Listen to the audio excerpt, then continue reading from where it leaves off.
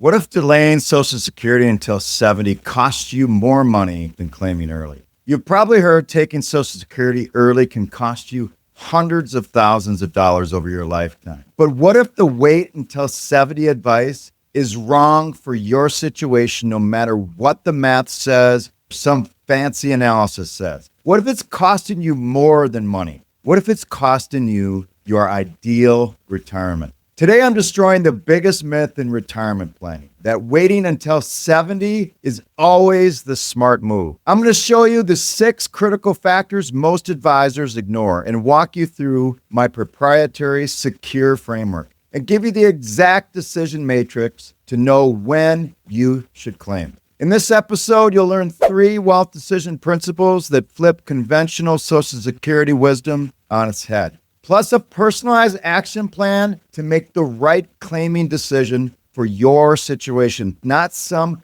theoretical average retiree. But before we get into it, this is Brian. I've been a financial advisor for over 25 years, and I'm here to help you make better wealth decisions. I recently released a book called Momentous Decisions, 7 Steps to Better Health, More Wealth, and a Richer Life. And I believe that a Social Security decision is one of those momentous decisions that can significantly impact your life in retirement and your future. But it's not just about a Social Security analysis or how it looks on paper. The S.E.C.U.R.E framework that I developed will change how you look at Social Security claiming decisions, and it'll also be available as a PDF to everyone listening. All you have to do is like this episode and make a comment with the word S.E.C.U.R.E, and I'll send you a link to get your complimentary copy. Also, I would love to know your initial thoughts on when you think you'll file for Social Security. Now, one of my jobs as a financial advisor is to keep up on new insights in the industry so I can help my clients make better wealth decisions along their entire life. Sometimes that means challenging conventional wisdom, and there's a massive debate happening right now in the financial planning world, and most of you probably have no idea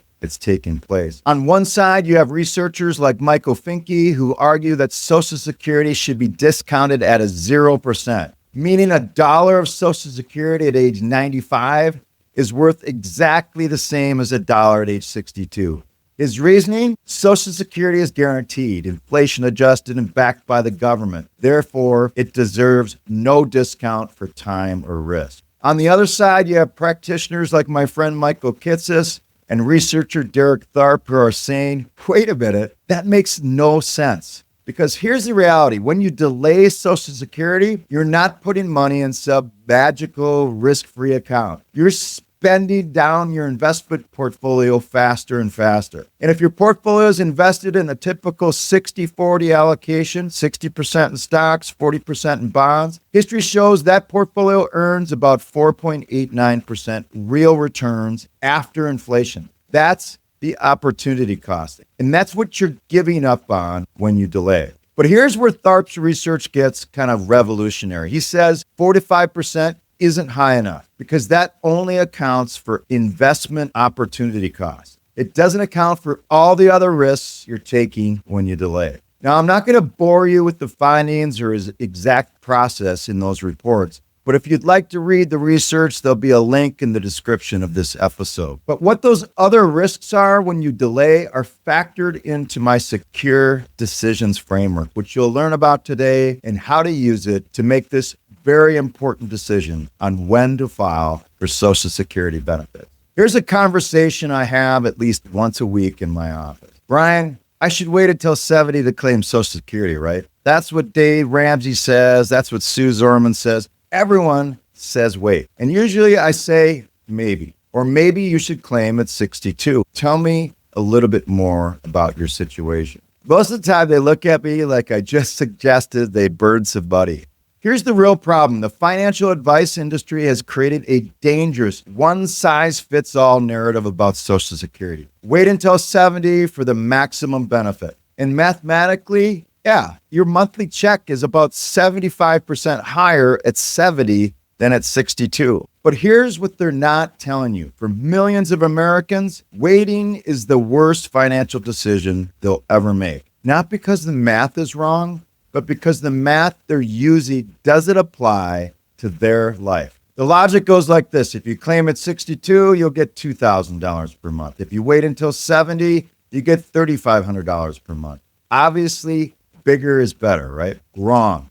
That's not how wealth decisions work. The right question is what maximizes total lifetime wealth given my health, my portfolio, my spending needs, and my life expectancy. Now, in a few minutes, I'm going to introduce you to the S.E.C.U.R.E decision frame. 6 factors that determine your optimal claiming age. But first, you need to understand the 3 lies the financial industry tells about Social Security that keep people making bad decisions.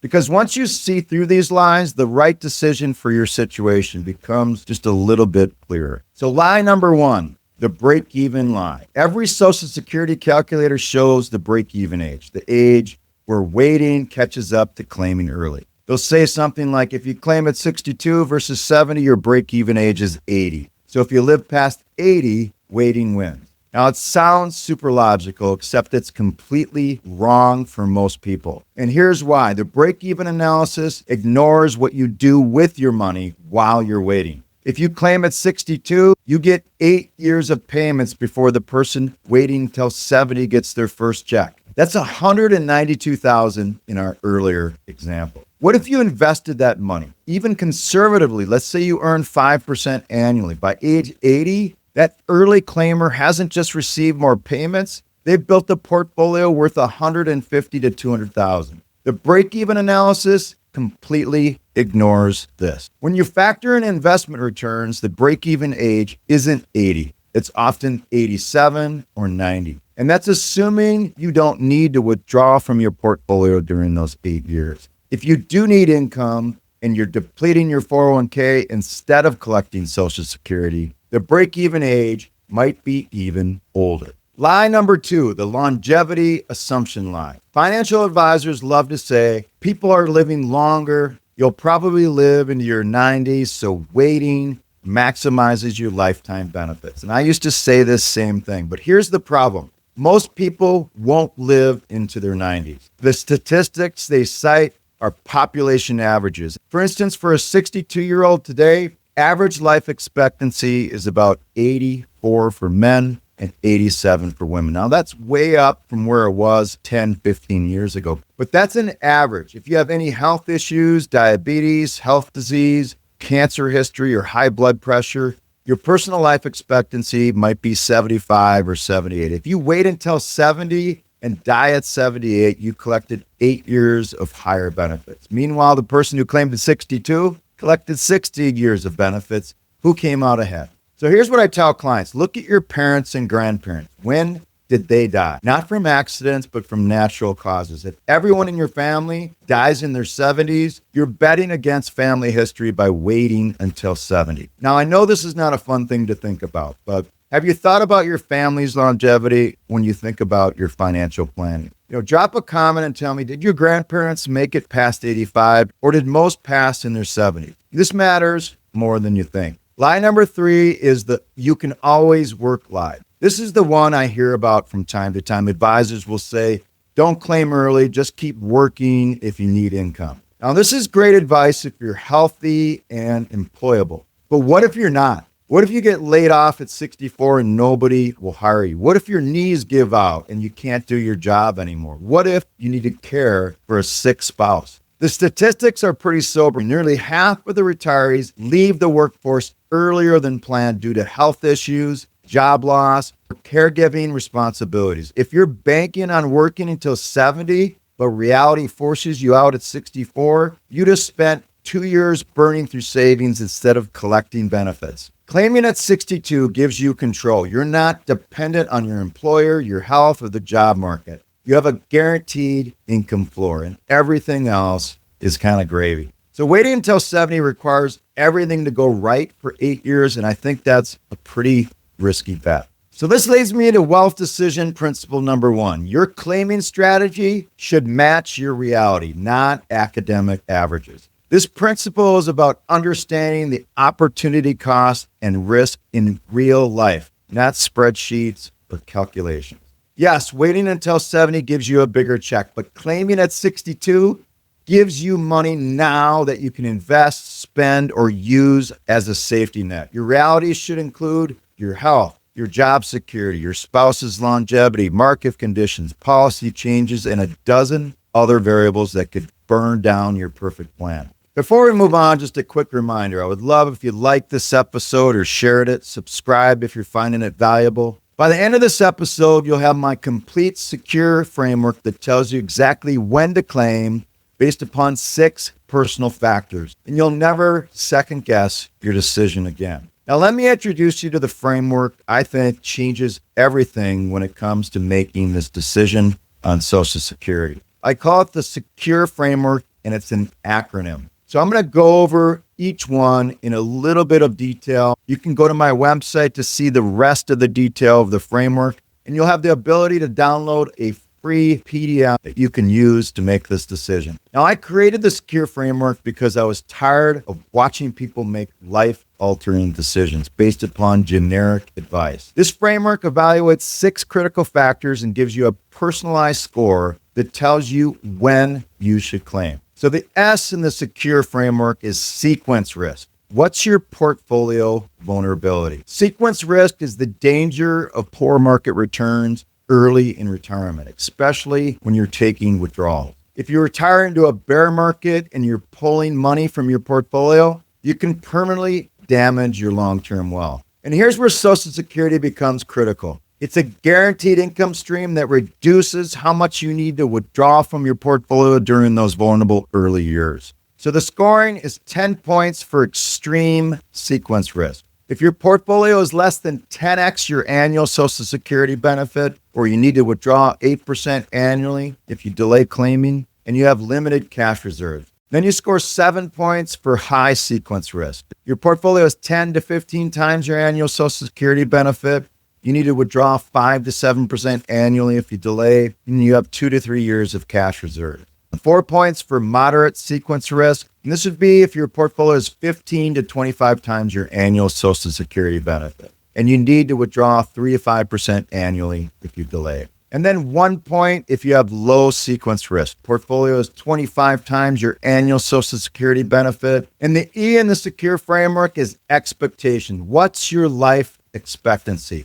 Now, this is simple, but pretty critical. Look at your family history and health. If you have limited longevity, you get 10 points. If it's kind of average longevity, 4 to 7 points. If you have long longevity in your family, you get 1 point. And the C in the S.E.C.U.R.E framework is capacity. What's your health span and activity timeline? This is the question most advisors never ask. When will you actually do the things you've been dreaming about? If you want to travel the world, like hike Machu Picchu or spend time with your grandkids while you're healthy enough to enjoy it, that's probably in your 60s and early 70s, not your late 70s or 80s. So the scoring is you get 10 points for a front-loaded activity timeline. You have a bucket list, adventure activities, active grandparenting, and some priorities. And you've deferred a ton of experiences and are ready to go. You score 7 points, you get early emphasis. This is moderate travel and activity plans for ages 62 through age 70. Some physically demanding activities planned, but you prefer to front load experiences but could adjust the timing.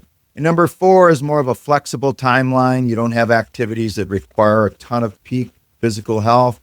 You're comfortable spreading experiences across retirement. You know, money at 62 when you can climb mountains is worth more than extra money at 78. When you're maybe at a rocking chair. Let's hope it's not 78. Now, the next 3 factors are psychological. And honestly, I think they're the most important because a perfect financial decision that makes you miserable isn't actually perfect. We'll talk just a little bit more on that in a moment. So this leads me to wealth decision principle number 2. Optimize for life lived, not just life expectancy. This is where most financial planning goes wrong. Advisors optimize for maximum money at the end of your life. But that's not the goal. The goal is maximum life during your life. If waiting until 70 means you miss 8 years of experiences because you're afraid to spend your portfolio, you didn't win. You lost. If claiming at 62 gives you confidence to actually enjoy retirement, that's worth more than a bigger check at 80. Optimize for life lived, not just life expectancy. And one of the things I enjoy the most about my job as a financial advisor is helping people get to retirement and watching all the trips that they go on, all the things that they do. And I'm really interested also in what you all want to do for retirement. What bucket list trips do you want to go on, and when do you want to do it? Make a comment below and share your retirement dreams. I want to know what you're planning. Now let's move on to the U in the S.E.C.U.R.E framework. Underspending. What's your spending psychology? Now this is huge. Some people have no problem spending their savings, but others feel physically anxious watching their account balance drop, even though that's what it's there for. If you're someone who's uncomfortable spending your portfolio, guaranteed Social Security income is psychologically liberating. It gives you permission to spend because it's income, not savings. So the scoring here would be 10 points for strong portfolio spending resistance. You're maybe a lifelong saver who struggles to spend investments. Watching your portfolio balance decline causes maybe some anxiety, and you'd possibly spend Social Security freely but hoard portfolio assets. And your advisor maybe has noted to you in the past that you consistently underspend and you can spend more. You recognize sometimes maybe that you need permission to spend versus guaranteed income. And you get 7 points for moderate spending hesitancy. You're somewhat uncomfortable drawing down your portfolio. Guaranteed income would increase your spending confidence, and you're more frugal than necessary given your assets. And then you get 4 points. This is a more balanced approach. You're comfortable with reasonable portfolio withdrawals. Your income source doesn't significantly affect your spending behavior. Now let's move on to the R in the S.E.C.U.R.E framework, and that's regret. How would you feel about different outcomes? This is the emotional risk tolerance question. 2 scenarios. Scenario A, you claim at 62, enjoy the money, but live until 95. You left some lifetime income on the table. Scenario B, you wait until 70 for the maximum benefit, but die at 76. You sacrificed 8 years of income for nothing. Which scenario would you regret more? 10 points for early death regret dominance. The thought of dying at 72 without having claim causes maybe some anxiety. And you get 7 points if you feel some regret dying before break even. 4 points if you feel a mild regret in either scenario. And 1 point if you have longevity regret. Living to 95 with a smaller benefit would maybe bother you. Now, this is really probably the toughest one to score in the S.E.C.U.R.E framework. But have you ever thought about the regret that you may have in this filing decision with Social Security? Now let's move on to the E in the S.E.C.U.R.E framework, the economic flexibility. Do you need portfolio optionality? This is the final factor. Do you value having liquid assets you can access, or do you prefer guaranteed income? If you're planning to help your kids with a house down payment, handle potential medical expenses, or deal with unexpected costs, claiming early preserves your portfolio for those needs. If you have no major expected expenses and just want to maximize your guaranteed income for life, waiting probably makes more sense. So the scoring system works like this. You get 10 points if you have critical flexibility needs. You anticipate major expenses, helping the kids, long-term care, etc. You want the ability to make some large gifts or donations, and portfolio depletion would eliminate some of those important options. You'll score 7 points for moderate flexibility preference, 4 points for limited flexibility needs, and 1 point for minimal flexibility needs. That means that you have no anticipated major expenses or any type of giving, and you prioritize guaranteed lifetime income over optionality. Now, you can go to the description in this podcast to get the entire framework, and this will also go into each one in a little more depth and give you examples.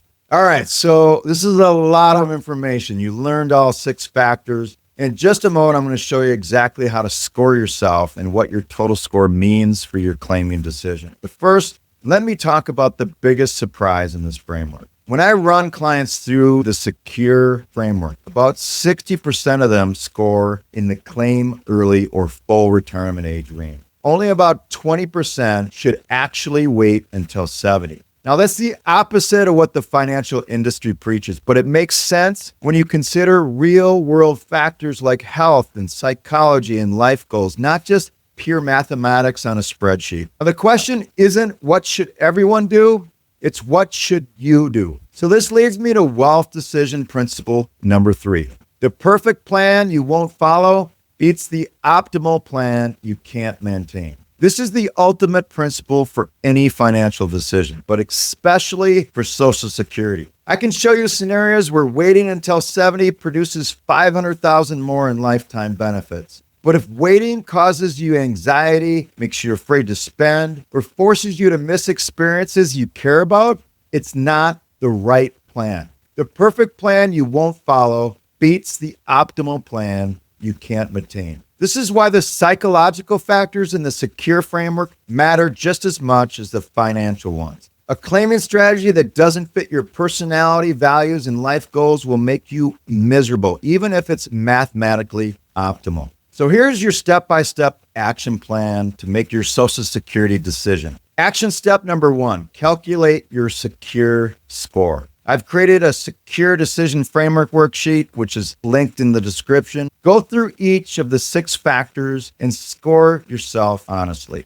Action step number 2, interpret your score. This takes about 5 minutes. If you scored anywhere between 45 and 60, you should claim early. You have high sequence risk, shorter longevity expectations, or a strong desire for liquidity and flexibility. If you scored 30 to 44, claim at full retirement age. You have a balanced profile with moderate risk and longevity outlook. If you scored 6 to 29, consider waiting until 70. You have low risk, long life expectancy, or a strong desire for maximum survivor benefits. Action step number 3, have a financial advisor run the real break-even analysis. Don't use the standard break-even calculator. Use one that accounts for investing early benefits. I have a great tool to help with this called Income Lab. If you'd like to schedule a discovery call to have me go over an Income Lab Social Security break-even analysis, there'll also be a link in the description of this podcast to schedule your Zoom call. In action step number 4, consider spousal and survivor benefits. If you're married, run the analysis for both spouses. Often the optimal strategy is the lower earning spouse claims early and the higher earning spouse delays to maximize survivor benefits. The survivor benefit is based upon the higher earner's benefits, so delaying can protect your spouse if you die first. Now take all this information and make your decision based upon your situation, not conventional wisdom, not what worked for your neighbor, not what some TV financial guru said. This is your retirement. Own the decision.